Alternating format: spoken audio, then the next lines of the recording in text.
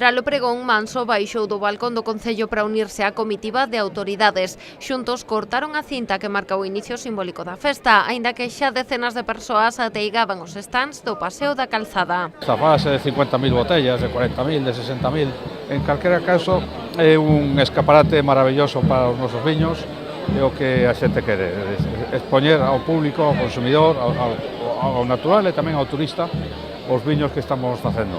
42 casetas achegan os viños de 44 adegas da denominación de orixe Rías Baixas aos milleiros de persoas que pasarán polo paseo e que ano a ano a cita bate récords de afluenza de público. É certo que cada vez que se achega máis xente a este Paseo da Calzada, a inauguración, ao corte de cinta, ao pregón, que incluso hai moita xente que aproveita para coller as vacacións nestas datas e poder estar aquí con todos nos local.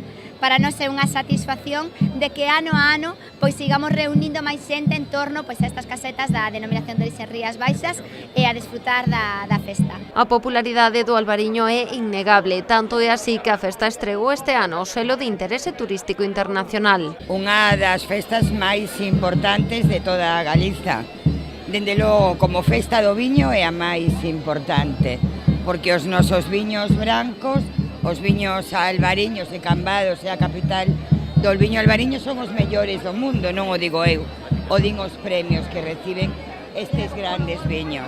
Ademais, cada ano máis o sector do albariño está a facer unha proposta moito máis amplia que está facendo que ademais teña un poder de atracción de visitantes moi importante, falando do que somos nós, que somos terra, somos uva, somos este maravilloso viño branco, logo neste espacio espectacular que é Cambados. O éxito desta festa é un fiel reflexo do que se está a conseguir na denominación de orixe Rías Baixas, como recoñecen dende a Xunta e o selo de calidade que lidera o sector vitivinícola a nivel galego. Para a Xunta de Galicia, o viño é un elemento central do que é a produción agroalimentaria de calidade galega. Entendemos tamén que o viño é un elemento dinamizador do territorio, non só é a empresa vitivinícola, senón que tamén é a gastronomía, o enoturismo, se pode ver aquí nesta feira. Polo tanto, nós apostamos por ese traballo integral, estamos a facer unha estrategia que vai facer ou recoller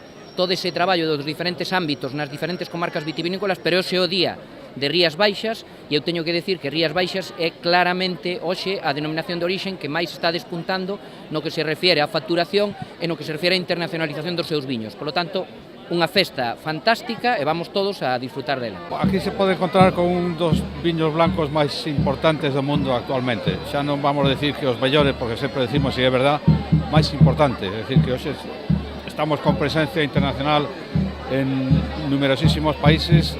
Podemos decir que somos a punta de lanza do desarrollo dos viños de Galicia e a punta de lanza da internacionalización dos viños blancos de España, por lo tanto, é unha cousa, un sector económico trascendental para Galicia. Como xa ven sendo tradición, a oferta do Paseo da Calzada terá unha alternativa máis tranquila e profesional a uns metros. A partir de mañá, o Salón José Peña repite como sede o túnel do Viño Rías Baixas, que este ano cumpre a súa 9ª edición. Mañá inauguramos o túnel do Viño, que é un espacio onde se poden degustar algo así como 160 referencias de 60 bodegas, un espacio moito máis íntimo e profesional para saber de verdade e analizar en profundidade o que estamos facendo. Tamén mañá comezará a 31ª cata concurso Rías Baixas Albariño. Desenvolverase no Parador de Cambados con 22 expertos que se encargarán de escoller os mellores viños albariños da anada do 2018.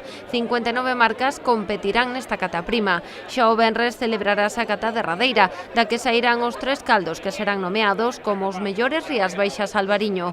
Os premios entregaránse o domingo 4 de agosto durante o xantar que se celebrará no Pazo Torrado.